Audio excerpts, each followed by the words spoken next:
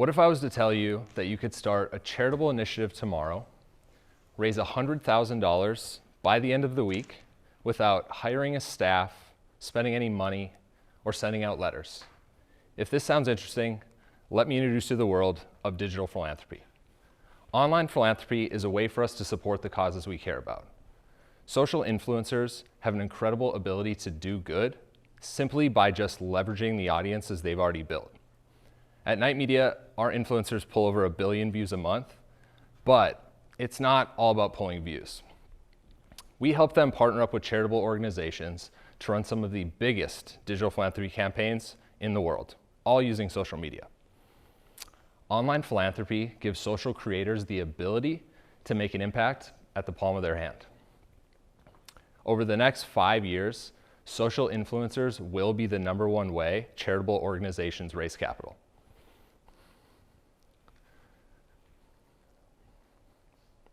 In 2019, we set out on a mission to be part of the solution for climate change.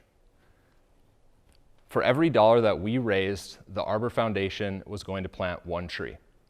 And in May of 2019, my friend and client, Jimmy Donaldson, also known on the internet as Mr. Beast, hit 20 million subscribers. An incredible milestone for any YouTube channel. And with that milestone, his fans challenged him to do something good for the planet, like plant 20 million trees. And we accepted. We teamed up with 700 of the world's biggest social media influencers to run the largest digital philanthropy campaign the world's ever seen. And on October 26, 2019, we did officially that. We launched Team Trees. We posted videos, live streams, we even made memes, and we had a hashtag Team Trees. By the end of the week, hundreds of millions of people had heard about our initiative. The cool thing about having Elon Musk, Jack Dorsey get involved in your initiative is that it really catapulted us into the mainstream. But make no mistake, that's not why Team Trees was successful. At its core, Team Trees was successful because we found social creators that actually cared about the cause and were willing to get involved and lend a helping hand. And on December 26, 2019, we had officially done it. 20 million trees to be planted over the course of the next decade.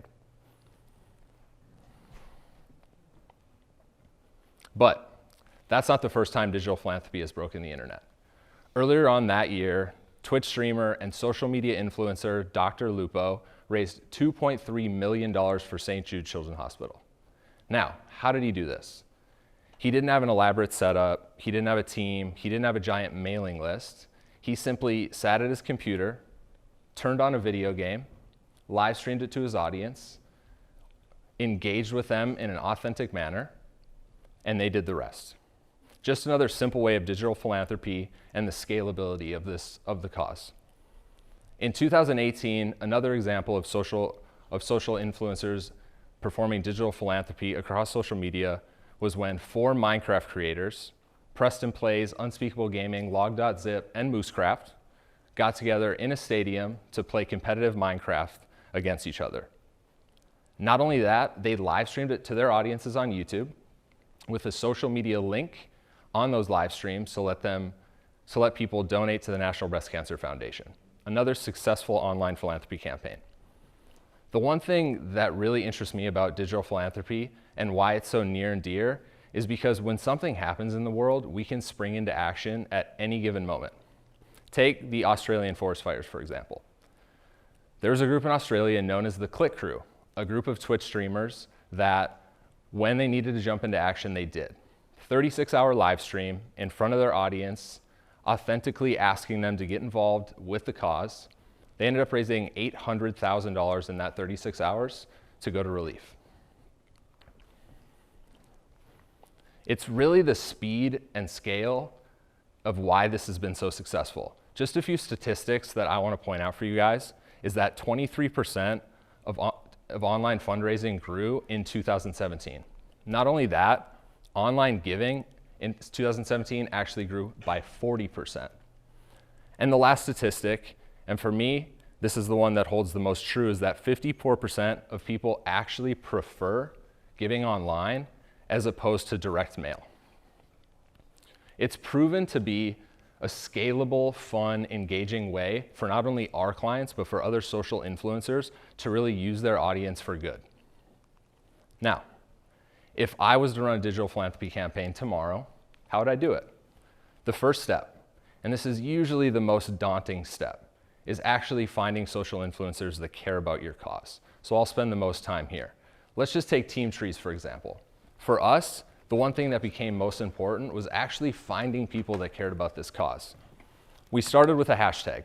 We searched climate change. Then we searched planting trees. We went on Instagram, and on Instagram, you're actually able to filter based on engagement, and we could find what social influencers were actually posting about this, what their size was, and also what their contact information was. Let's go to YouTube. YouTube is a search engine at its core. We were able to find videos of people already posting about climate change, posting about planting trees, so we started there. After you compile your list, you go to step 2, which is getting in contact with creators. Now, if creators are anything like mine, they get thousands of emails a week. So when you get thousands of emails a week, how do you clutter through the noise? How do you get them to actually open that email? For us, we keep it simple. It's on the subject line. And now that we're talking about Team Trees, let's keep it there. For us, it was, help us plant 20 million trees. Like I said, how do you get through the noise? You want to deliver the information as well as you can right in the subject line. And this actually leads into number 3. And this is where I see most people making a large mistake when trying to reach out to social influencers, is they forget that they don't have a lot of time to process information. They're usually looking at that email for less than 5 seconds. So you have to be able to not only catch their eye, you have to be able to get them the correct information as soon as possible. So for us, and what we found best is we made a 30-second video really breaking down everything they needed to know. Why are we doing it? Where's the money going? Which charity's involved? And how do I get involved? After you have those 4 questions, get it concise in the body of the email, give them a link to where they're driving traffic, and you have a successful campaign. For us, the one thing we really tried to do is we wanted to keep it simple. We wanted everyone to feel like they were actually making a difference regardless of dollar amount. Yes, we had Elon Musk give $1 million. Yes, we had Jack Dorsey give multiple $100,000 donations. But for us, the one thing that stayed true is we had up to 500,000 people donate for Team Trees. Large number. The reason we had 500,000 people donate for Team Trees is because every dollar mattered. It was very simple. $1 equals 1 tree. And that's what we wanted to convey throughout the whole length of this. The reason why it only took us 53 days is obviously because the mainstream media picked it up, but at its core, it was $1 for 1 tree. We were getting emails from elementary schools with kids that were collecting quarters and putting signs on their locker and asking for people to donate $1 so that they could go give it to Team Trees. And that's really what we wanted to start. I truly believe that the future of fundraising and the future of philanthropy will be done digitally. Whether you care about causes like climate change or cancer research or even breast cancer awareness, it's something that's so easy and scalable for us to continue to leverage. And remember, it's only 1 click away. Thank you.